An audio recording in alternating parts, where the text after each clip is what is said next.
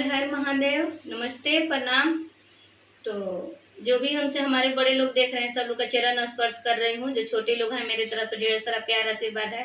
आज नवरात्रि का पहला दिन है, तो चलिए एक माता रानी का भजन सुनाते हैं। आप सबको नवरात्रि का हार्दिक शुभकामनाएं हैं। माता रानी सबके घर में प्रवेश करें और सबको मंगल करे। तो माता रानी के भजन सुना रहे हैं। आप लोग कमेंट में बताइएगा कैसा भजन है, और चैनल को सब्सक्राइब जरूर कर लीजिएगा।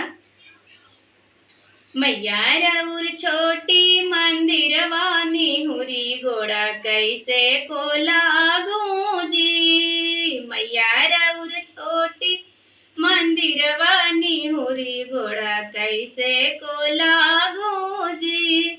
निहुरी ताए मैया लचके कमरिया, निहुरी ताए मैया लचके कमरिया, बैठी तभीगे चुनरिया निहुरी गोड़ा कैसे को लागू जी। बैठी तभीगे चुनरिया निहुरी गोड़ा कैसे को लागू जी। कहवा लगैबो मैया बेली चमेली, कहवा लगैबो मैया बेली चमेली, कहवा लगैबो ओढ़ौलवा निहुरी गोड़ा कैसे को लागू जी। कहवा लगैबो ओढ़ौलवा निहुरी गोड़ा कैसे को लागू जी। अगना लगैबो मैया बेली चमेली, अगना लगैबो मैया बेली चमेली, दुअरे लगैबो ओढ़ौलवा निहुरी गोड़ा कैसे को लागू जी। मैया रउर छोटी मंदिर वानी निहुरी गोड़ा कैसे को लागू जी।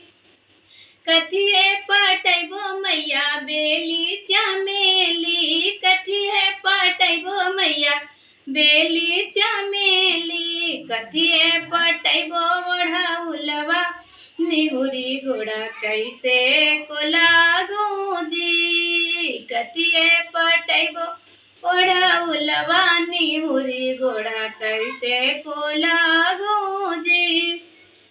गंगा जल पटैबो मैया बेली चमेली, गंगा जल पटैबो मैया बेली चमेली, दूधवे पटैबो ओढ़ौलवा निहुरी गोड़ा कैसे को लागू जी। मैया रउर छोटी मंदिरवा निहुरी गोड़ा कैसे को लागू जी।